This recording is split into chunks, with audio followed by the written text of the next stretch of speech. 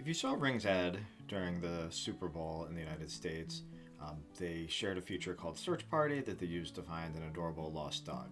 Um, it didn't take many people long and most of us to imagine other scenarios where you could search for various things other than cute lost puppies that might not be what you wanted as a consumer or owner of a Ring. So I'm going to talk a little bit more about that today and some of those details and privacy and surveillance and why I'm now holding my previous Ring in my hand as opposed to running it on the door. So this is the Talk to Me PDD podcast. I'm your host, PDD, talking about all things technology and society, knowledge work, leadership, people management, all that fun stuff. So today is episode 50, where I'm declaring my Ring search party being over. So let's get into it a little bit. Now, at first, this is, obviously an issue for citizens and laws and policy and regulation. So you might be wondering, okay, how does this apply, in the workplace scenario, in the world of knowledge work or tech? So these are often important considerations around governance with data and privacy, what you're allowed to do with it, to be able to access all of the data that come in from various systems like cameras or other data sources. You need some way to analyze it, whether it's data science or some other type of AI tool. So if you have any sort of responsible AI framework within your organization, these are types of issues that you want to consider how you're going to handle within your own organization. And then I think within society at large, as consumers become more aware of how some of their data is being used, they may choose to exercise their buying power to support companies and products that offer privacy as a feature or other things along those lines. After all, the decision to have a Ring for most people is a consumer decision. It's not, they're the buyer. Nobody's forcing you to have a camera in your home for the most part. So then this can be something that can allow you to differentiate in a marketplace where that is a feature. And this is something that can come up at all levels in the organization, obviously thinking about it at leadership and design and the responsible AI tier of a company. But certainly, at the engineering level where it actually gets implemented is really important. I was just having a great conversation with an engineer talking about, some design decisions and advocating for a particular design choice over another because it offered more of a privacy preserving feature and user control over data. So whatever level that you're at within an organization, it's important to understand privacy implications, data collection, and all that sort of thing. So let's get into it. Let's get into the Ring a bit. And I think this is really interesting because this is something that is really self-surveillance. So as Ring customers, we're choosing to provide this data, and I'll talk a little bit about where that data goes and whether or not that's something you as a consumer want to happen and what some of your options are. Now, there are lots of other data collection and surveillance methodologies that are being deployed that we don't have control over as a consumer. So that's another matter. That's maybe not something that we can directly influence in the same way, but something like this where we're the purchaser and the person deploying this technology, we have absolute control over it. So, and then this comes down to sort of political power, often how some of these systems get used. So in the U.S. in the current administration, you could see it being deployed in a more right-wing scenario like enhancing ICE enforcement, for example. But these tools and data and surveillance are power agnostic or position agnostic. You could just as well imagine it, supporting, a more authoritarian version of cancel culture or something like that coming as authoritarianism from the left. So once these systems are in place, they're available to whoever is in power for whatever particular ideology or way that they want to use it. So it's important to have some more checks and balances in place. That's the way that the U.S. government was designed from the beginning. So it's really evolving that to keep up with things in the digital world where the amount of data and the ability to collect it has grown without sort of the interpretation of those privacy laws being updated to be applied in this environment. So how does Ring work? So at least with the one that I had, there's no storage on the device, so you have to have your videos stored in the cloud if you want to see anything beyond, just a live video stream of what's happening there. Um, so that can be convenient in a lot of ways. It's accessible from a lot of places. You do often, usually have to pay a bit for it, so that's maybe a disadvantage of storing it in the cloud. But then the concern is, okay, all of this data is there. Who can access it? Who can view it? There's a lot of cases where, Ring has really marketed to police departments that they're a law enforcement friendly company. So usually police departments just need to ask Ring to get access to this data and to look at it. There's usually no need for sort of a due process like getting a warrant or things like that. And you could argue whether that's good or bad, but it's sort of the reality of the current situation. And then if there are other government organizations that for whatever reason are not allowed to ask for this information, like ICE, from my understanding, they can just ask a local police department to get the data from Ring and give it to them. So now any home user who's deploying, a camera or doorbell camera, things like that, where you're storing the data in the cloud, we've essentially created this self-surveillance network that is able to be accessed by government agencies without really any sort of transparency or consent or control or due process like warrants around that. So that's definitely not in line with sort of the original intent of the way that our government was founded, principles of privacy and Fourth Amendment protections and all that sort of thing. So, the counter argument might be, well, if you don't have anything to hide, why should you care about this? And we can talk a little bit about it. There's a book that I just read talking about how your data will be used against you. I can share a link to it as well, and talking about a lot of the reasons why privacy is important and why it was important to the founding fathers of the United States. And even if you're not being, your data is not being looked at directly, just the awareness that you're being surveilled or that you don't have privacy can have a coercive effect on free speech. You really can't have free speech without privacy. And the original protections were there to protect anti-government sentiment or seditious actions. So there's, this founding principle that we allow some of these things to happen in private, even if they are against the government. That's how, the founding fathers were able to, revolt against Britain.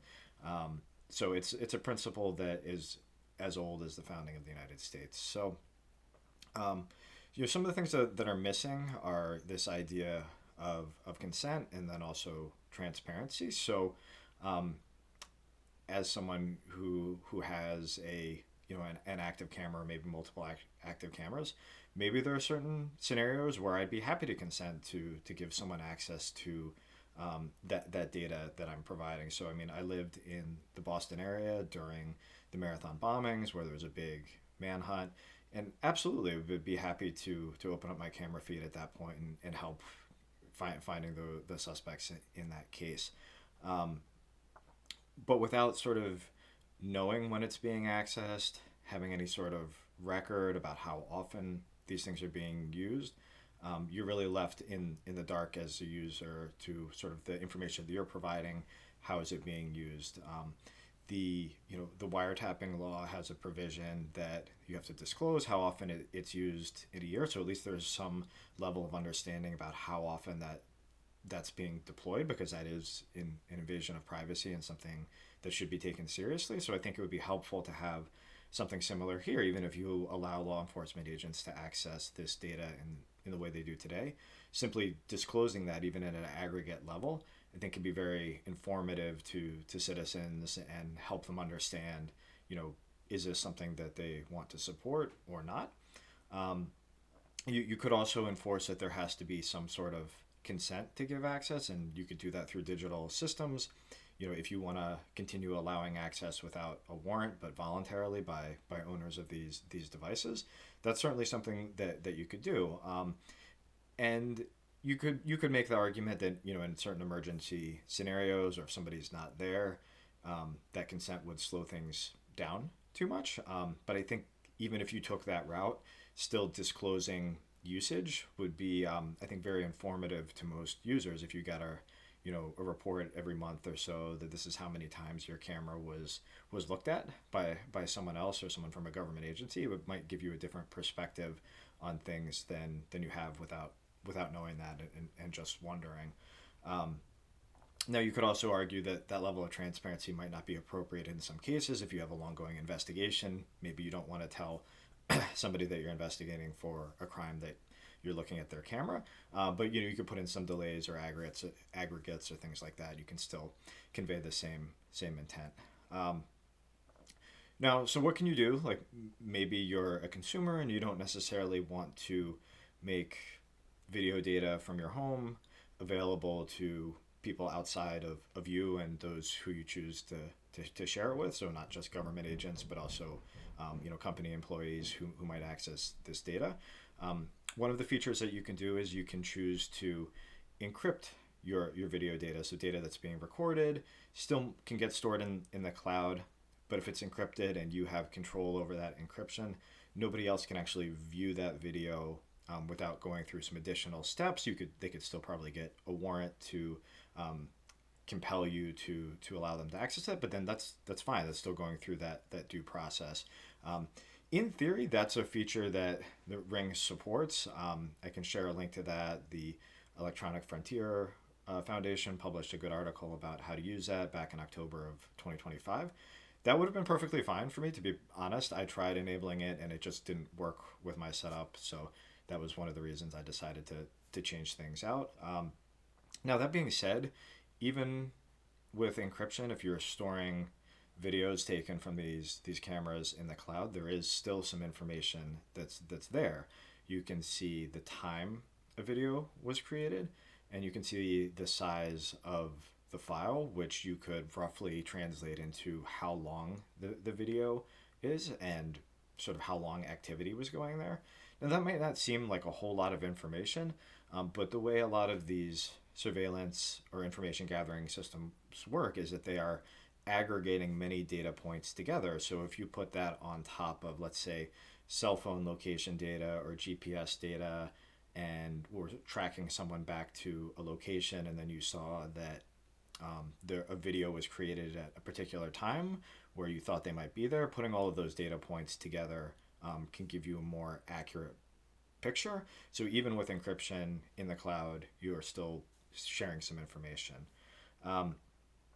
Now, the other option is local storage on device, which is what I've switched to in a camera.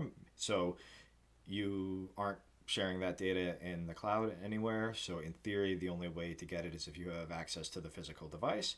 And if it's encrypted, you need the encryption key for it.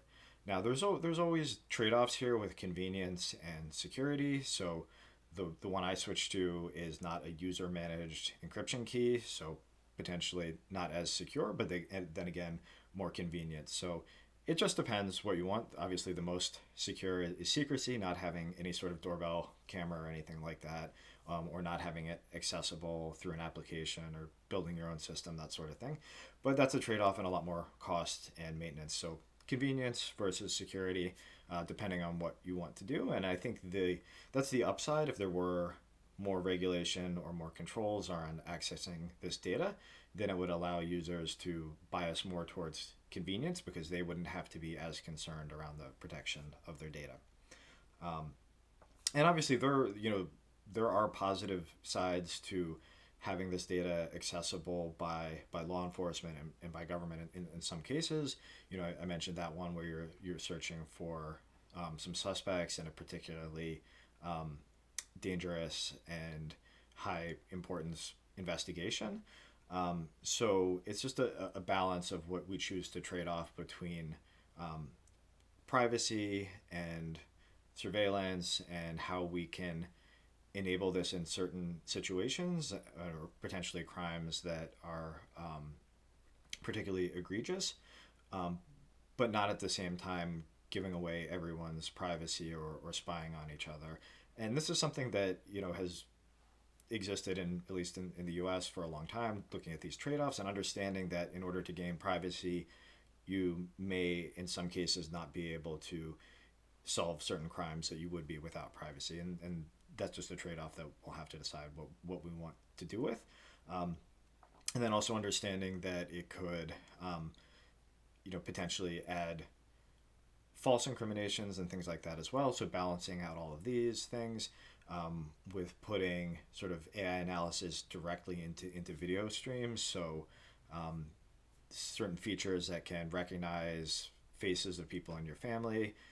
You can imagine that combining that technology with access from government agents who might be looking for particular people. You could put all those things together. Now, maybe there's a high degree of accuracy with that, and that helps accurately solve crimes, regardless of the privacy implications. But with a lot of these facial recognition systems that are currently in use with law enforcement, I think there's a fair amount of inaccuracy, and that's a pretty dangerous thing to be deploying a system that is supposedly has the authority of law enforcement and digital analysis and sort of backed up by algorithms that doesn't actually work as well as it should. And how do we manage that and not falsely incriminate people with these systems? So again, there's many different systems that collect data. There's data brokers that sell all of this. I think that's why it's technically not mass surveillance from the government perspective, because they're not collecting this data. They're just buying it from data brokers and then aggregating it. And some of that, there's nothing we can directly do about as with our individual choices.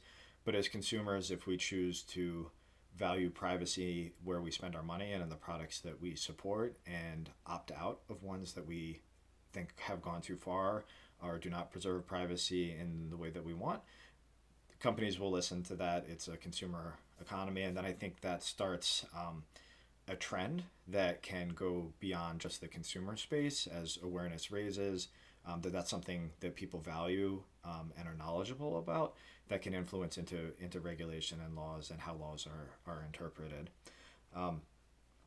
So that's kind of my spiel about that. I hope you found it informative. I hope you'll think about sort of the data that you're providing for free, that you're self-surveilling, and think about how, if that's a choice that you support or not, and then thinking about doing something about it. This certainly isn't the only device that I'm giving away more data than I would like to, so I've got some things in mind. Maybe I'll do some more episodes about it.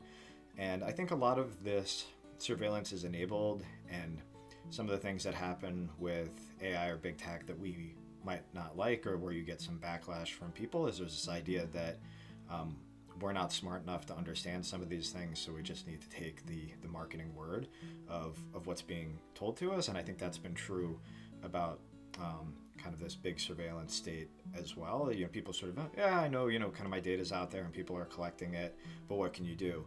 But I don't think people really realize the scale and realize the small steps they can take to have influence over it. So at the end of this, I'll have a couple videos cut in, hopefully, of me doing the actual swap out. Again, it's not that hard. This isn't going to be a tutorial on it. Go watch some full videos if you're thinking about changing out a doorbell camera device yourself.